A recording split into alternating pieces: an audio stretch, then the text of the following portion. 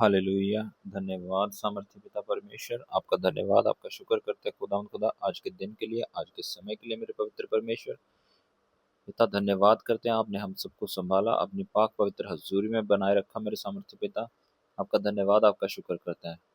दुष्ट के हर एक चाल से, विरोधी के हर एक प्लान से, शैतान की हर एक युक्ति से हमारी रक्षा की खुदावंद खुदा, आपका धन्यवाद, आपका शुक्र करते हैं पिता। हम प्रार्थना करते हैं आज के कलाम के लिए, आज के वचन के लिए मेरे सामर्थ्य परमेश्वर। आज का वचन हमारे जीवन के अंदर एक बड़ी निजात, बड़ी बेदारी को लेकर मेरे खुदा खुदा मेरे सामर्थ्य परमेश्वर। आपका कलाम हमारे जीवन में मेरे सामर्थ्य परमेश्वर नई रोशनी लेके आए खुदा खुदा मेरे सामर्थ्य परमेश्वर। जिस तरह आपका कलाम कहता है कि सचमुच मेरे खुदा खुदा तेरा कलाम हमारे राहों के लिए उजाला है मेरे खुदा खुदा मेरे पिता।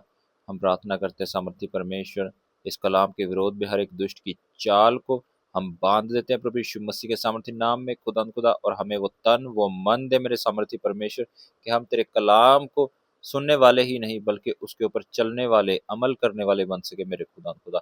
और आज का कलाम हमारे जीवन में बहुत तायत के साथ फलवंत होने पाए मेरे सामर्थ्य परमेश्वर। आपका धन्यवाद, आपका शुक्र करते हैं। सारी दुआ विनती प्रभु यीशु मसीह के जीवित सामर्थ्य पवित्र नाम में होकर मांगते हैं, आमीन, आमीन, आमीन। धन्यवाद सामर्थ्य परमेश्वर। बीते समय में खुदा ने हम सबको संभाला है, उसने हमारी हर विपत्ति से रक्षा की है और अपनी हजूरी में बैठने का मौका दिया है। आइए आज हम खुदा के पवित्र कलाम में से सीखेंगे। हम पढ़ेंगे याकूब की पुस्तक में से, नया नियम याकूब की पुस्तक, उसका 5 अध्याय, चैप्टर 5, उसकी 13 आयत। याकूब 5 का 13 क्या लिखा है? इसका शीर्षक है, टाइटल है विश्वास पूर्ण प्रार्थना की शक्ति। तो क्या लिखा है? यदि तुम में कोई दुखी हो तो वह प्रार्थना करे, यदि आनंदित हो तो वह स्तुति के भजन गाए। हालेलुया। क्या कह रहा है खुदा का कलाम?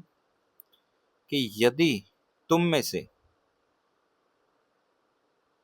यदि हम में से कोई जन, ये कलाम हम सबके साथ बात कर रहा है आज, कि यदि कोई व्यक्ति, कोई मनुष्य, कोई इंसान दुखी है, परेशानी में है, इंग्लिश में लिखा है सफरिंग। दुखी के लिए वर्ड यूज हुआ है सफरिंग। अगर कोई किसी भी चीज से सफर कर रहा है, हो सकता है वो फाइनेंशियल क्राइसिस हो सकता है वो हेल्थ इश्यूज हो सकता है कोई सोशल प्रॉब्लम हो सकता है कोई उसको माइंड प्रॉब्लम हो, कुछ भी, कि जिसमें से इंसान सफर कर रहा है, मतलब वो दुख में से निकल रहा है। वो दुख किसी भी प्रकार का हो सकता है। सफरिंग का अर्थ होता है पीड़ा, कि अगर कोई पीड़ा में से निकल रहा है, वो पीड़ा उसकी किसी भी तरह की हो सकती है, मानसिक, शारीरिक, फाइनेंशियल, आर्थिक, किसी भी तरह की उसकी पीड़ा हो सकती है। अगर कोई व्यक्ति पीड़ा में है तो उसको क्या करना है? लिखा है, यदि अगर तुम में से कोई दुखी हो तो वह प्रार्थना करे।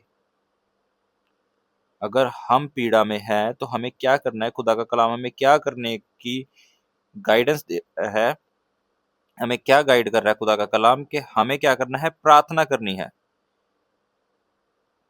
अब हमें पता लग गया कि अगर हम प्रॉब्लम में हैं, अगर हम पीड़ा में हैं, अगर हम दुख में हैं, तो हमें क्या करना है? प्रार्थना करनी है।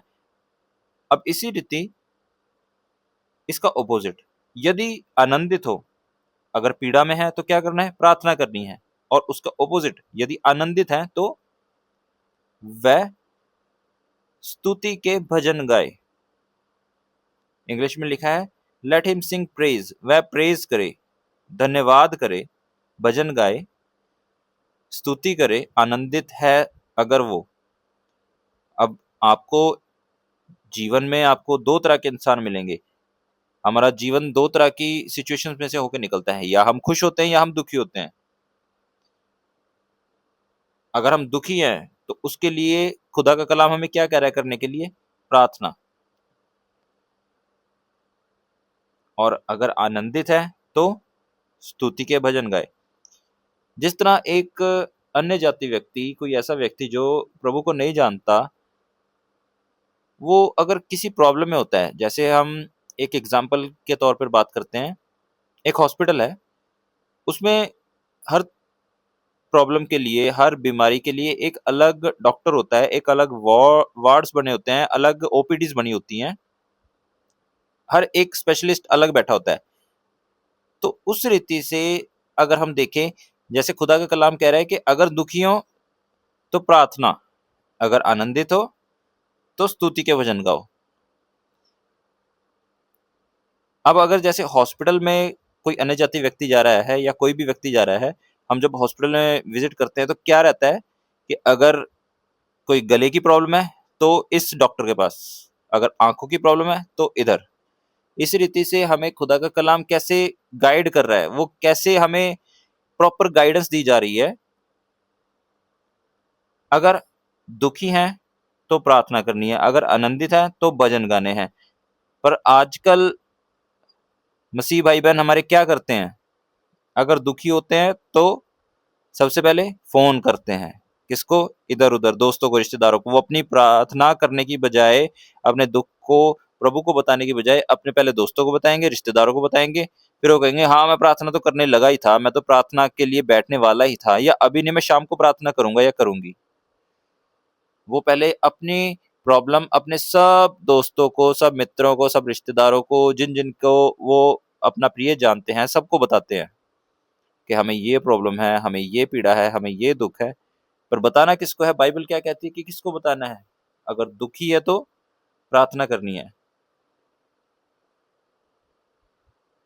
इसी रीति से अगर हम आनंदित है तो क्या करना है? स्तुति, भजन गाने हैं, परमेश्वर का धन्यवाद करना है। बहुत बार ऐसा होता है कि अगर हमारे जीवन के अंदर कोई प्रभु की ओर से हमें ब्लेसिंग मिलती है, कोई खुशी मिलती है, तो हम ब्लेसिंग को रिसीव करके बोलते हैं कि प्रभु तेरा धन्यवाद, तेरा शुक्र, तूने हमें ये ब्लेसिंग दी, दैट्स इट। उसके बाद हम एंजॉय की तरफ ध्यान देते हैं। फिर हम सोचते हैं कि हमें घूमने कहाँ जाना चाहिए, हमें पार्टी देनी चाहिए, हमें किसी को बुलाना चाहिए, हमें एक गेट टुगेदर रखनी चाहिए, हमें किसी को मिलना चाहिए, हमें बताना चाहिए किसी को कि हाँ हमारे जीवन में ये प्रभु ने ब्लेसिंग दी। पर खुदा का कलाम क्या कह रहा है? अगर आनंदित हो तो स्तुति के भजन गाओ। पर हमारी स्तुति के भजन ज्यादा से ज्यादा 2 मिनट, 5 मिनट, 10 मिनट के होते हैं।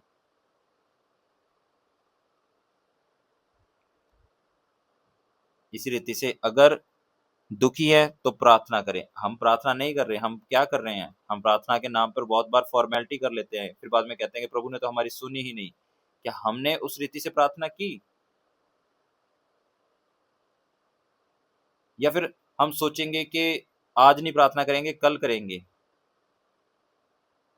या हम खुद विश्वास के साथ प्रार्थना नहीं करेंगे, हो सकता है कि हम किसी और से प्रार्थना करवा लें, फिर हम कहेंगे हाँ प्रार्थना करवाई तो थी। पर वचन क्या कह रहा है? प्रार्थना करे, प्रार्थना करवाए नहीं। वो एक अलग टॉपिक है, ठीक है, वो भी जरूरी है, वो हम आगे पढ़ेंगे। पर क्या लिखा है कि खुद भी वो प्रार्थना करे। अब खुद उसका प्रार्थना करना क्यों जरूरी है, ये हम आगे पढ़ेंगे। लिखा है, यदि, हम 14वीं आयत में जा रहे हैं, यदि तुम में कोई रोगी हो। अब बात आ गई कि रोगी, अगर कोई रोग में है, कोई, पहले था कि पीड़ा, सारी पीड़ा को एक कंबाइन रूप दे दिया गया। अब यहाँ पर उनको डिफाइन किया जा रहा है कि अगर तुम में से कोई रोगी हो, अगर कोई बीमार हो, किसी को कोई बीमारी है, तो कलीसिया के प्राचीनों को बुलाए। कलीसिया के मतलब जो हमारे अगुए हैं, जिसके द्वारा हमें सिखाया जा रहा है, जो कलीसिया में हमारे लीडर्स हैं, वो आपके पास्टर हो सकते हैं, वो आपके गाइडर हो सकते हैं, जो भी आपके, आपको खुदा के कलाम की अगुवाई में लेके चल रहे हैं, जो प्रभु ने आपके लिए आपके चरवाहे ठहराए हैं, वो सब आपके प्राचीन हैं, वो एल्डर्स हैं आपके। लिखा है, यदि तुम में कोई रोगी हो तो कलीसिया के प्राचीनों को बुलाए, तो आप उनको बुलाएं और वह प्रभु के नाम से उन पर तेल मलकर उसके लिए प्रार्थना करें। अगर रोग है कोई, अगर कोई बीमारी है ऐसी जो ठीक नहीं हो रही प्रार्थना करने के बाद, तो फिर क्या करना है आपको? आपको अपने एल्डर्स को बुलाना है, कलीसिया के प्राचीनों को बुलाना है, अपने गाइडर्स को, अपने लीडर्स को बुलाना है, अपने चरवाहों को बुलाना है। वो प्रभु के नाम से तेल मलकर उसके लिए प्रार्थना करेंगे। उस बीमार व्यक्ति के ऊपर वो तेल मलकर प्रभु यीशु मसीह के नाम से वो प्रार्थना करेंगे।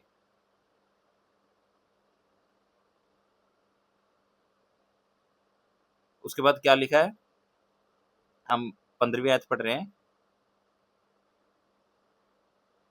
और विश्वास की प्रार्थना के द्वारा, हालेलुया, क्या लिखा है? किसकी प्रार्थना के द्वारा? विश्वास की प्रार्थना। तो प्रार्थना का अब हमें ये तो पता लग गया कि अगर प्रॉब्लम कैसी है तो उसको क्या करना है। अगर रोग है तो क्या करना है? प्राचीनों को बुलाना है। वो क्या करेंगे? प्रभु यीशु मसीह के नाम से तेल मलकर प्रार्थना करेंगे। अब नेक्स्ट हम आ जाते हैं, क्या कह रहा है खुदा का कलाम 15वीं आयत में? और प्रार्थना के पीछे प्रोसेस, प्रार्थना के पीछे जो पावर है वो क्या रहेगी? विश्वास की। वो प्रार्थना को किस बेस पे खड़ा किया जाएगा? प्रार्थना के लिए बेस क्या रहेगा? विश्वास का। और विश्वास की प्रार्थना के द्वारा रोगी बच जाएगा। हालेलुया। प्रार्थना के पीछे विश्वास का बहुत बड़ा महत्व है। रोगी का रोग ठीक होने के लिए, उसको शिफा के लिए, उसको चंगियाई मिलने के लिए क्या चीज मैटर कर रही है? विश्वास। लिखा है विश्वास की प्रार्थना के द्वारा। जब तक प्रार्थना में विश्वास नहीं है, जब तक आप प्रार्थना के ऊपर विश्वास नहीं लेकर आ रहे, तब तक वो रोग, वो प्रार्थना का उत्तर डिले होता रहेगा, डिले होता रहेगा, डिले होता रहेगा। बहुत बार हमारे मसीह भाई बहनों की प्रार्थना के उत्तर इसलिए नहीं मिल पाते क्योंकि उनका विश्वास कम हो जाता है प्रार्थना में, उनका विश्वास डगमगा जाता है। हमें विश्वास लेकर आना है प्रार्थना के ऊपर। अगर हम प्रॉब्लम में है तो क्या करना है? प्रार्थना करनी है। अगर खुशी में है तो प्रभु के भजन गाने हैं, प्रभु का धन्यवाद करना है, उसकी स्तुति करनी है। उसके बाद क्या लिखा है खुदा के कलाम में? अगर प्रॉब्लम में है तो प्रॉब्लम वाले, अगर वो उधर से फिर डिफाइन कर दिया प्रॉब्लम, अगर रोग में है तो प्राचीनों को बुलाया जाए कलीसिया के, वो क्या करेंगे? प्रार्थना करेंगे तेल के साथ, प्रभु यीशु मसीह के नाम से। उसके बाद क्या है?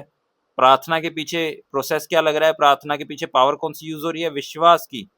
और लिखा है विश्वास की प्रार्थना के द्वारा रोगी बच जाएगा और प्रभु उसको उठाकर खड़ा करेगा।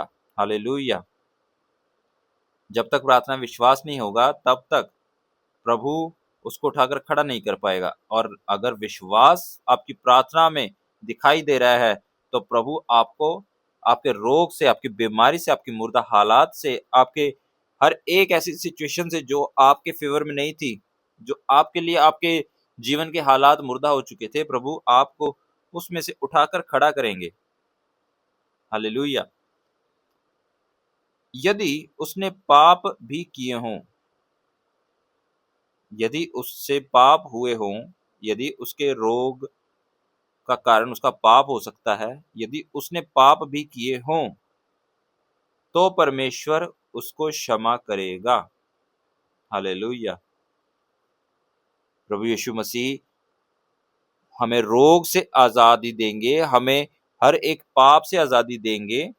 क्या लिखा है? कि विश्वास की प्रार्थना के द्वारा रोगी बच जाएगा, रोग ठीक हो गया। उसके बाद लिखा है और प्रभु उसको उठाकर खड़ा करेगा, प्रभु उसको उसकी बीमारी से उठाकर खड़ा करेंगे। यदि उसने पाप भी किए हों, यदि उसने पाप भी किए हों,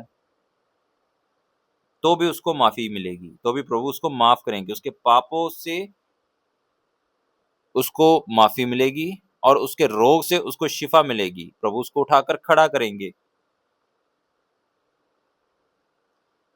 हालेलुया।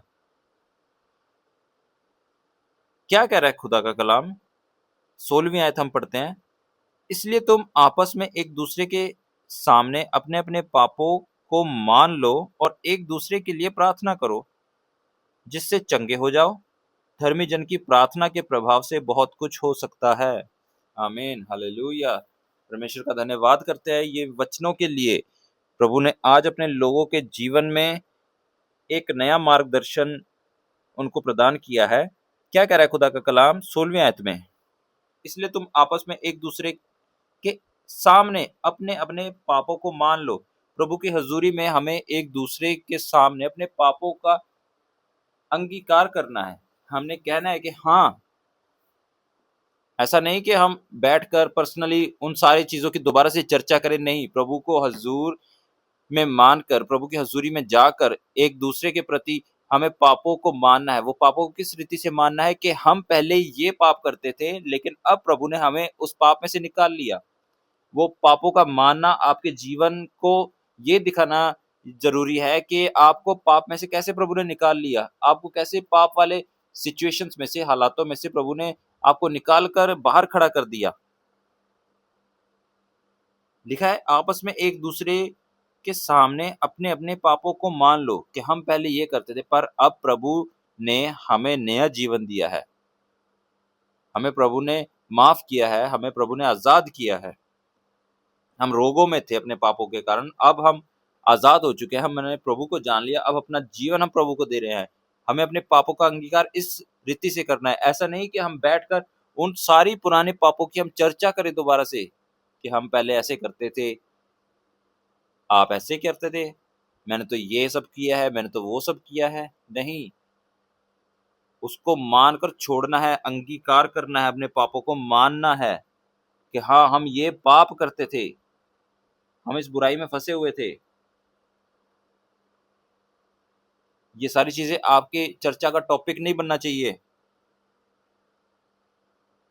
लिखा है और एक दूसरे के लिए प्रार्थना करो। हमें एक दूसरे के लिए प्रार्थना करनी चाहिए। अगर आपको पता लगे कि आपका भाई बहन, कोई दोस्त मित्र सज्जन, कोई भी जो प्रभु में भी है, उसको अगर आपकी प्रार्थना की जरूरत है, अगर वो आज गिर चुका है, वो आज कमजोर हो चुका है, तो आपको उसका हाथ पकड़ना है, उसके लिए प्रार्थना करनी है। पर आजकल मसीह भाई बहन क्या कर रहे हैं, जब उनको पता लगता है कि उनका कोई मसीह भाई बहन स्पेशली अगर कमजोर हो चुका है, अगर उससे कोई पाप हो चुका है, अगर उससे कोई अपराध हो चुका है, अगर वो किसी गलती में गिर पड़ा है, तो उसको उसके लिए प्रार्थना करने की बजाय हम सब क्या करेंगे? फोन करेंगे एक दूसरे को, 1 से 2 को, 2 से 3 को, 4 को, 5 को, 10 को, हम सबको बताएंगे कि आपको मालूम है वो भाई, वो बहन, वो तो ऐसे करता है। हमें उसको जज नहीं करना, हमें उसके लिए अपने दिल के अंदर कोई ऐसी बातें नहीं रखनी कि वो पहले क्या करता था, अब वो क्या कर रहा है। प्रभु को मानने के बाद वो ऐसी बातें कर रहा है। बहुत बार ऐसा होता है कि हम दूसरों की कमियों को बहुत अच्छे से ढिंडोरा पीट पीट कर बताते हैं, और खास करके अगर वो भाई बहन आपका प्रभु में है, फिर तो ऐसा मतलब हम करेंगे कि एक बहुत अच्छा हमें ब्रेकिंग न्यूज मिल चुकी है, हमें एक बहुत बढ़िया टॉपिक मिल चुका है बताने के लिए। फिर हम सभी मसीह भाई बहनों को बताएंगे उसके बारे में। पर वचन क्या कह रहा है? एक दूसरे के लिए प्रार्थना करो जिससे चंगे हो जाओ, जिससे आपके रोग, आपके कष्ट, आपकी पीड़ाएं दूर हो जाएं, जिससे वो जाल टूट जाए, जिससे वो बंधन टूट जाए। एक दूसरे के लिए प्रार्थना करनी है, एक दूसरे के ऊपर इल्जाम नहीं लगाना, एक दूसरे को ये नहीं कहना कि वैसे तो तुम प्रभु में हो पर तुम ये सारी चीजें कर रहे हो। इल्जाम नहीं लगाना, दोष नहीं लगाना, प्रार्थना करनी है कि मेरे भाई मेरी बहन, तुझसे ये अपराध हुआ है, कोई बात नहीं। जब हम आपस में बैठकर वो अपराधों को मानेंगे कि हाँ, मुझसे बीते समय में ये गलती हुई है, मुझसे ये अपराध हुआ था, मैं प्रार्थना में कमजोर था, मैं आत्मिकता में कमजोर था, मैं गिर गया था, वो हमारे लिए चर्चा का टॉपिक नहीं बनना चाहिए। हमें उस भाई के लिए, उस बहन के लिए हमें प्रार्थना करनी चाहिए कि हाँ मेरे भाई, हम प्रार्थना करते हैं तेरे लिए, हाँ मेरी बहन, हम प्रार्थना करेंगे तेरे लिए। प्रभु को बोलेंगे कि प्रभु इसको आजाद कर, इसको भी तू उठाकर खड़ा कर। लिखा है एक दूसरे के लिए प्रार्थना करो जिससे चंगे हो जाओ। चंगाई मांगनी है, वो मुर्दा हालातों से आज़ादी मांगनी है, वो सारी परेशानियों से, वो सारी बीमारियों से आज़ादी मांगनी है, दुष्ट की चालों से आज़ादी मांगनी है, दुष्ट की जंजीरों को तोड़ना है। हालेलुया। लिखा है धर्मी जन की प्रार्थना के प्रभाव से बहुत कुछ हो सकता है। आमीन। किसकी प्रार्थना से बहुत कुछ हो सकता है? धर्मी जन की।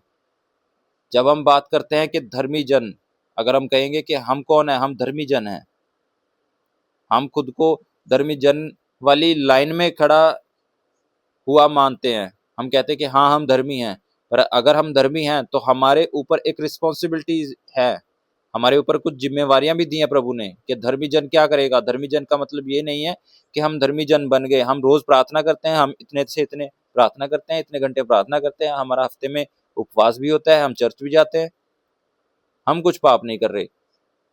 खाली धर्मी जन का यही काम नहीं है, धर्मी जन का काम है कि जो फंसे हुए हैं, जो जकड़े हुए हैं, उनको आजाद करना है। लिखा है धर्मी जन की प्रार्थना के प्रभाव से बहुत कुछ हो सकता है।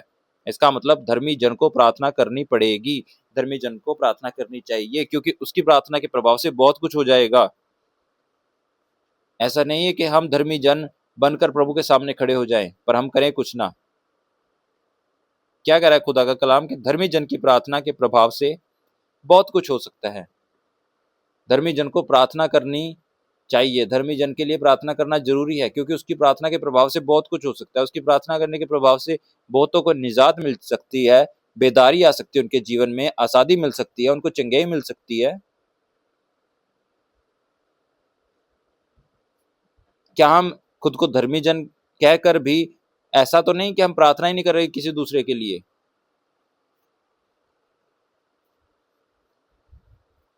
अगर हम खुद को धर्मी कह रहे हैं कि तो हमारी एक रिस्पॉन्सिबिलिटी है, हमारे ऊपर जिम्मेवारियां हैं, हमें उन रूहों का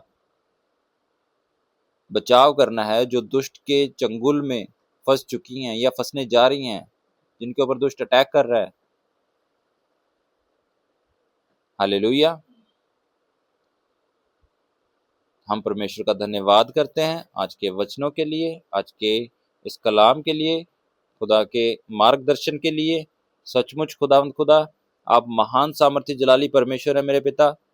पिता, अगर हम दुखी हैं तो हम प्रार्थना करेंगे खुदा आज के बाद, अगर हम आनंदित है तो खुदावंद खुदा तेरी स्तुति गाएंगे मेरे परमेश्वर और मेरे सामर्थ्य पिता।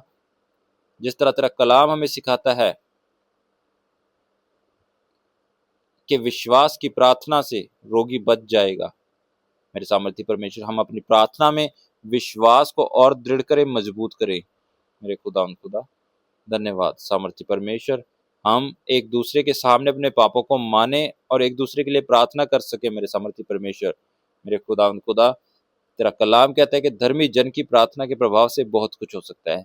मेरे परमेश्वर, हमें बल दे, बुद्धि दे, दृढ़ता दे मेरे खुदा कि हम प्रार्थना करके मेरे सामर्थ्य परमेश्वर उन रूहों का बचाव कर सके मेरे सामर्थ्य पिता, जो दुष्ट के जाल में फंस चुकी हैं या फंसने जा रही हैं। मेरे खुदा, आज के कलाम के द्वारा एक एक जन के जीवन में बड़ी आशीष मांगते हैं मेरे पिता। धन्यवाद मेरे सामर्थ्य परमेश्वर, धन्यवाद। वचन के विरोध में दुष्ट की हर एक चाल को हम बांध देते हैं प्रभु यीशु मसीह के सामर्थ्य नाम में। पिता तेरा धन्यवाद, तेरा शुक्र करते हैं। सारी दुआ विनती प्रभु यीशु मसीह के जीवित सामर्थ्य पवित्र जलाली नाम में होकर मांगते हैं। आमीन, आमीन, आमीन। हालेलुया। सबको जय मसीह की। प्रभु आप सबको आशीष दे।